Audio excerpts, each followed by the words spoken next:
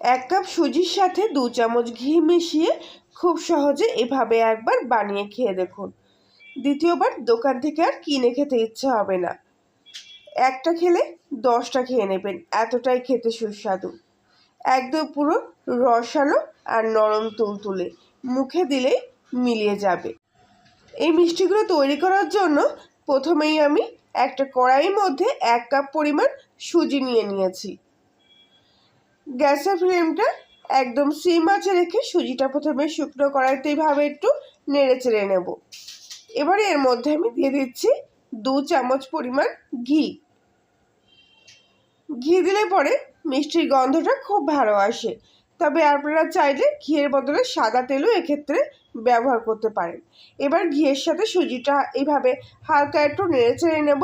আর কিছুক্ষণের মধ্যে এরকম একটা ঝুরঝুরের মতো টেক্সচার চলে আসলে এবার এর মধ্যে 2 গ্লাস দুধ দিয়ে দিচ্ছি। সামান্য স্বাদ মতো একটু লবণের মধ্যে দিয়ে দেব। তবে সুজিটা দুধের মধ্যে দেওয়ার সঙ্গে সঙ্গে খুব ভালো করে কিন্তু এভাবে একটু মিশিয়ে নিতে হবে, নইলে সুজির দানাগুলো কিন্তু দলা পাকিয়ে যেতে পারে। এবার এভাবে একটু মাঝে মধ্যে নেড়ে চেড়ে আর গ্যাসের ফ্লেমটা একদমই সিম আঁচে রেখে সুজিগুলো খুব ভালো করে দুধের মধ্যে নিয়ে সেদ্ধ করে নেব। আর সুজিটা যখন এরকম শুকিয়ে গিয়ে ডো পর্যায়ে চলে আসবে, তখন দেখবেন আপনি কড়ার গা থেকে কীভাবে উঠে আসছে। এরকম ঠিক নরম করে সুজিটাকে সেদ্ধ করে নিয়ে অন্য একটা থালার মধ্যে নিয়ে নিলাম। তবে এই সুজির ডোটা ভীষণ গরম থাকার কারণে এই থালার মধ্যে এইভাবে একটু পাতিয়ে নিচ্ছি। এবারে এর মধ্যে আমি একদম সামান্য 1 চুটকি মতো বেকিং পাউডার দিয়ে দেবো। বেকিং সোডা নয় কিন্তু, বেকিং পাউডার দিয়ে দিলাম এর মধ্যে। এবারে খুব ভালো করে বেকিং পাউডারের সাথে এই সুজির ডোটা এইভাবে একটু মেখে নেব। তো প্রথম অবস্থায় সুজির ডোটা কিন্তু এরকম ভীষণ নরম থাকার কারণে হাতের মধ্যে এরকম লেগে যাবে। তো এই পর্যায়ে এখানে আমি নিয়ে নিচ্ছি 1/2 কাপ পরিমাণ ময়দা। ময়দা কিংবা আটা যে কোনো একটাই আপনারা এখানে ব্যবহার করতে পারেন।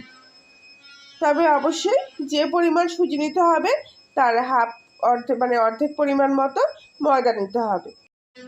সুজির মিষ্টি তো আপনারা অনেকেই প্রায় বানিয়ে থাকেন, কিন্তু এইভাবে একবার বানিয়ে দেখুন, একদম পারফেক্ট হবে।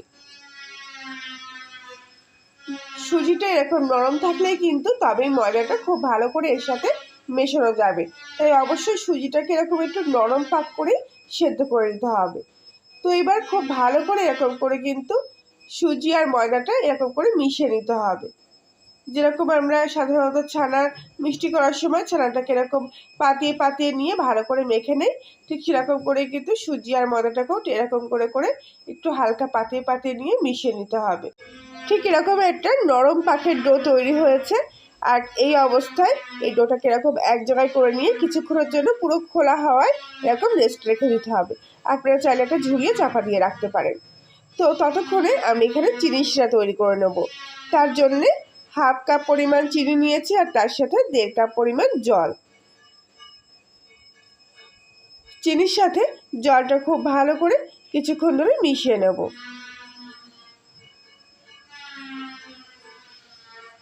এই দেখুন কিছুক্ষণের মধ্যে চিনি শিরাটা কিন্তু এখানে ফুটতে শুরু করবে। আর এরকমভাবে ফুটে উঠলেই আর একটু ভালো করে নেড়ে ছেড়ে দেবো। আর এতক্ষণে কিন্তু চিনিগুলো খুব ভালো করে জলের সাথে মিশে গেছে। তো মিষ্টিগুলোর সুন্দর একটা গন্ধের জন্য আমি এখানে একটা এলাচের দানা ফাটিয়ে নিয়ে দিয়ে দিচ্ছি। আর দেবো কিছুটা কেশর, এতে যেমন মিষ্টির কালারটাও সুন্দর আসবে, তেমনি গন্ধটাও কিন্তু দারুণ আসবে। কিছুক্ষণ এইভাবে ভালো করে ফুটিয়ে নেওয়ার পর চিনি শিরাটাকে আর একটু ভালো করে নেড়ে ছেড়ে নেবো মাঝে মধ্যে। আর এই অবস্থায় একটু চেক করে দেখে নেব, হাতের মধ্যে এরকম একটু হালকা চিটচিটে ভাব চলে আসলে গ্যাসটা অফ করে দেবো। তো এই চিনি শিরাটা এখান থেকে সরিয়ে রাখবো। এবার আগে থেকে যে ডোটা মেখে রেখেছিলাম সেটা কিন্তু তাতে করে ভালোভাবে সেট হয়ে গেছে। তো এবার হাতের মধ্যে সামান্য একটু ঘি নিয়ে এর ওপরে একটু হালকা করে মাখিয়ে নিলাম। এবার এর থেকে অল্প অল্প ছোটো ছোটো করে অংশ কেটে নিয়ে এর থেকে একটা একটু করে মিষ্টি বানিয়ে নেব। তো প্রথমে একটু সামান্য হাতের মধ্যে প্রথমে গোল করে পাকিয়ে নেব, তারপর এরকম লম্বা করে একটা শেপ দিয়ে দিচ্ছি, ওই ধরুন ল্যাংচা মতো করে। তো আপনাদের পছন্দ মতো আপনারা যে কোনো শেপের মিষ্টি এখানে তৈরি করে নিতে পারেন। তো বাকিগুলো ঠিক একইভাবে তৈরি করে নিচ্ছি। তো মিষ্টিগুলো বানিয়ে নিয়েছি, আর দেখুন এগুলো কিন্তু একটু বড় বড় সাইজেরই তৈরি করেছি। তো এর গায়ে কিন্তু কোনো রকম কোনো ট্রাক নেই, দেখুন পুরোটা গাটা কিন্তু একদম মসৃণ তেলালো হয়েছে। তো ডোটা পারফেক্ট হলে তবে কিন্তু এরকম সুন্দরভাবে মিষ্টিগুলো তৈরি হয়ে যাবে। তো এবার কড়াইতে কিছুটা তেল নিয়ে নিয়েছি, তেলটা হালকা একটু গরম হবে, ঠিক এই সময় এক এক করে মিষ্টিগুলো এর মধ্যে দিয়ে দেবো। মিষ্টিগুলো তেলের মধ্যে দেওয়ার পর তেলটা এইভাবে একটু ঘুরিয়ে নিতে হবে, আর প্রথম অবস্থায় কোনো কিছু দিয়ে নাড়াচাড়া করার প্রয়োজন নেই। কিছুক্ষণের মধ্যে দেখুন মিষ্টিগুলো এইভাবে ফুলে উঠতে শুরু করেছে। আর এবার এগুলো এইভাবে হালকা হাতে একটু নেড়ে চেড়ে ঘুরিয়ে উল্টে পাল্টে দিতে হবে। আশা করছি আজকের রেসিপিটি আপনাদের কাছে ভালো লেগে থাকবে। ভালো লাগলে প্লিজ লাইক শেয়ার কমেন্ট করে জানাবেন।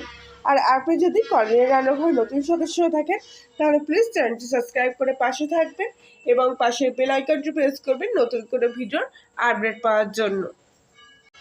তো মিষ্টিগুলো ভাজার পর সুন্দর একটা এরকম লালচে কালার চলে এসছে। এবার আমি এগুলো তেল থেকে এইভাবে ছেঁকে নিয়ে তুলে নিচ্ছি, আর বাকিগুলো ঠিক একইভাবে এখানে ভেজে নেব। এই মিষ্টিগুলো বানানো খুবই সহজ, যে কেউ একবার দেখলেই কিন্তু তৈরি করতে পারবে, আর বানাতেও খুব একটা বেশি সময় লাগে না, আর তেমনি কম খরচেও অনেকগুলো মিষ্টি এখানে তৈরি হয়ে যাবে। বাকি মিষ্টিগুলো এইভাবে ভেজে নিয়ে তেল থেকে ছেঁকে নিয়ে তুলে নিচ্ছি। তো মিষ্টিগুলো সব কটা ভাজা হয়ে গেলে এইভাবে কিছুক্ষণের জন্য একটু হালকা ঠান্ডা করে নেব। আর আগে থাকতে যে চিনি শিরাটা তৈরি করে রেখেছিলাম সেই চিনি শিরাটা আবার একটু হালকা জাল দিয়ে নেব। এবার এই হালকা গরম থাকবে চিনি শিরাটা, আর সেই সময় ঠান্ডা করা মিষ্টিটা আমি এই চিনি শিরার মধ্যে দিয়ে দেবো। এইভাবে করলে পরে মিষ্টিগুলো কিন্তু তৈরি হওয়ার পর একদম চুপসে যাবে না। এবার খুব ভালো করে চিনি শিরার মধ্যে মিষ্টিগুলো এইভাবে একটু নেড়ে চেড়ে দেবো। তারপর গ্যাসের ফ্লেমটা একটু হালকা বাড়িয়ে দেবো, দিয়ে ঠিক 1 মিনিট মতো এই মিষ্টিগুলোকে চিনি শিরার মধ্যে একটু ফুটিয়ে নেব। ভালো করে মিষ্টিগুলো তার আগে চিনি শিরার মধ্যে এইভাবে একটু চুবিয়ে দেবো। তো খুব বেশিক্ষণ এই মিষ্টিগুলো কিন্তু জাল দেওয়ার প্রয়োজন নেই, মোটামুটি ঠিক 1 মিনিট মতো এভাবে গ্যাসের ফ্লেমটা একটু বাড়িয়ে দিয়ে জাল দিয়ে নিতে হবে, আর তারপরে গ্যাসটা অফ করে দিতে হবে, আর গরম অবস্থায় এই মিষ্টিগুলোকে ঢেকে দিতে হবে। এর ফলে মিষ্টিগুলোর ভিতরে খুব ভালো করে কিন্তু চিনি শিরাটা প্রবেশ করবে। মিষ্টিগুলো এইভাবে গরম অবস্থায় ঢেকে দিলাম। এখানে আমি 30 মিনিট মতো মিষ্টিগুলো চিনি শিরার মধ্যে এইভাবে ভিজিয়ে রেখেছিলাম, আর তার মধ্যে দেখুন মিষ্টিগুলো কিন্তু কত সুন্দর রসালো হয়েছে, সেই জন্য চিনি শিরাটাও কিন্তু একদম এইটুখানি হয়ে এসছে। তো যেহেতু সুজির মিষ্টি তাই বেশিক্ষণ চিনি শিরার মধ্যে ভাবে রাখার দরকার নেই, 30 মিনিটে কিন্তু এরকম রসালো হয়ে যাবে সব কটা মিষ্টি। তো এক এক করে মিষ্টিগুলো আমি একটা অন্য প্লেটের মধ্যে তুলে নিচ্ছি। দেখতে যেমন লোভনীয়, খেতেও কিন্তু এগুলো দারুণ মজার। এখান থেকে আমি একটা মিষ্টি কেটে নিয়ে দেখাচ্ছি, তাহলে আপনারা বুঝতে পারবেন, আমার মুখে বলার আর প্রয়োজন হবে না। এই দেখুন একদম নরম তুলতুলে, কাটার সময় নিজেরাই বুঝতে পারবেন। আর ভিতরটাও দেখুন কত সুন্দর রসালো হয়েছে, আর এরকম জালিদার হলেই কিন্তু ভিতর থেকে মিষ্টি, তবেই কিন্তু খুব সুন্দর রসালো হয় খেতে। তাহলে বন্ধুরা আজকের মতো রেসিপিটি এই পর্যন্তই, আবার দেখা হচ্ছে অন্য একদিন। সবাই ভালো থাকবেন, সুস্থ থাকবেন।